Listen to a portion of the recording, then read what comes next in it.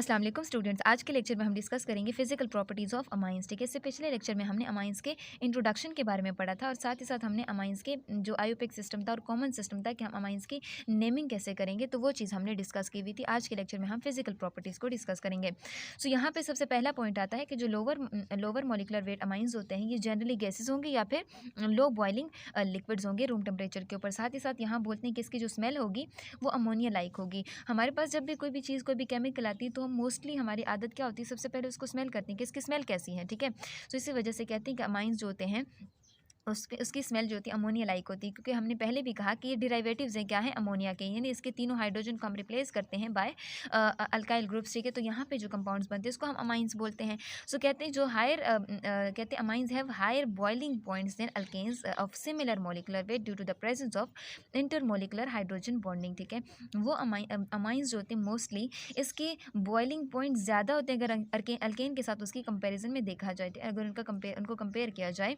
सो कहते हैं ऐसा क्यों होता है, यानी ऐसे अल्केन्स के जिसका मोलिकुलर वेट भी सेम हो। ठीक है, और अमाइंस जो ऐसे अमाइंस के जिनका मोलिकुलर वेट सेम जा रहा हो अल्केन्स के साथ। ठीक है, तो उसमें क्या होता है, उनकी बॉइलिंग पॉइंट यानी अमाइंस की बॉइलिंग पॉइंट ज़्यादा होती है। और इसके पीछे रीज़न क्या है, उसके पीछे रीज़न भी यही है कि जो अमाइंस होते हैं इसके भी इसमें क्या होता है, इंटरमोलिकुलर हाइड्रोजन बॉन्डिंग एग्जिस्ट करती है। अब इंटरमोलिकुलर हाइड्रोजन बॉन्डिंग का क्या मतलब होता है, यानी मॉलिक्यूल्स के बीच में हाइड्रोजन बॉन्डिंग एग्जिस्ट करती है। ठीक है, अभी हाइड्रोजन बॉन्डिंग क्यों एग्जिस्ट करती है, क्योंकि हाइड्रोजन बॉन्डिंग जो होती है उसके लिए एक इलेक्ट्रोनेगेटिव एटम का होना ज़रूरी है। ठीक है, दूसरी चीज़ हम देखते हैं कि जो हाइड्रोजन अटैच है दूसरे इलेक्ट्रोनेगेटिव एटम के साथ डायरेक्टली अटैच है।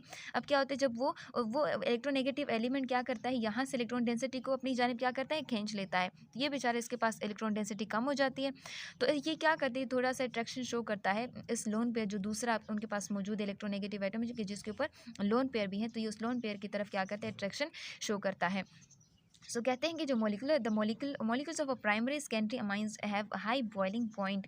जो प्राइमरी और सेकेंडरी अमाइंस होते हैं इसका बॉइलिंग पॉइंट ज़्यादा हाई होता है, क्योंकि उसमें हाइड्रोजन बॉन्डिंग होती है वो ज़्यादा होती है। और ये हाइड्रोजन बॉन्डिंग क्या करती है, ये मेन रोल प्ले करती है उसके जो बॉइलिंग पॉइंट है उसको रेज करने में। ठीक है, क्योंकि उसके स्ट्रक्चरली उसको क्या कर देते हैं, उसको इतना कॉम्पैक्ट बना देते हैं। ठीक है, सो कहते हैं यहाँ पे hydrogen bond donor and acceptor की बात हो रही है। ये जो एटम है, ये जो ग्रुप हमारे पास एटम है हाइड्रोजन, ये क्या करता है, ये नाइट्रोजन इलेक्ट्रॉन डोनेट कर रहा है, लेकिन ये क्या कर रहा है, इसको एक्सेप्ट कर रहा है एक तरह से। ठीक है, इसके इलेक्ट्रॉन डेंसिटी की तरफ ये क्या कर रहा है, जाने की कोशिश कर रहा है।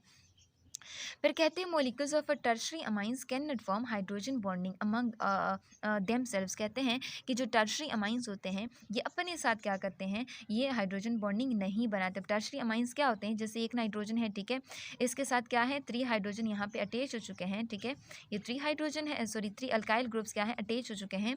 यहाँ पे हमारे पास एक दूसरा अमाइन है, उसके साथ भी 3 यहाँ पे अल्काइल ग्रुप अटैच है। अब यहाँ पे इसके पास तो कोई हाइड्रोजन बचा ही नहीं कि जिसके साथ ये हाइड्रोजन ये क्या कर ले, ये हाइड्रोजन बॉन्ड बना ले, क्योंकि जो डायरेक्टली इलेक्ट्रोनेगेटिव एटम के साथ अटैच होते हैं ना हाइड्रोजन, वो क्या कर सकते हैं, वो हाइड्रोजन बॉन्डिंग में पार्टिसिपेट करते हैं। जैसे यहाँ पे इसमें आप देखें नाइट्रोजन के साथ डायरेक्टली हाइड्रोजन अटैच हो चुका है, तो ये हाइड्रोजन बॉन्डिंग में क्या कर रहा है, पार्टिसिपेट कर रहा है।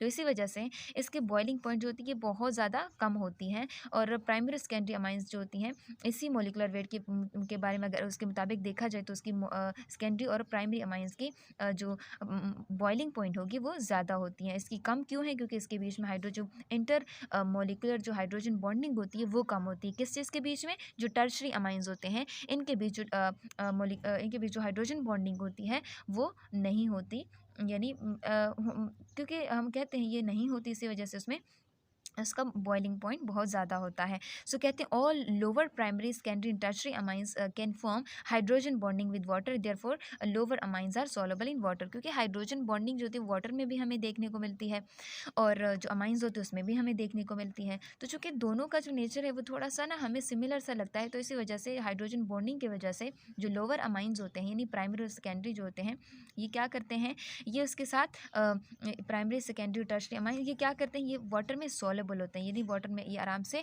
डिसॉल्व हो जाते हैं। ठीक है, क्योंकि ये उसमें उसके साथ हाइड्रोजन बॉन्डिंग आराम से बना लेते हैं, क्योंकि वाटर के पास भी हाइड्रोजन मौजूद हैं। यहाँ पे आप देखें तो वाटर के पास हाइड्रोजन साथ में लोन पेयर है, लेकिन अगर आप अमाइंस में देखेंगे चाहे वो टर्शरी हो, चाहे सेकेंडरी हो, चाहे प्राइमरी हो, लेकिन इसके पास अपना लोन पेयर तो होता है।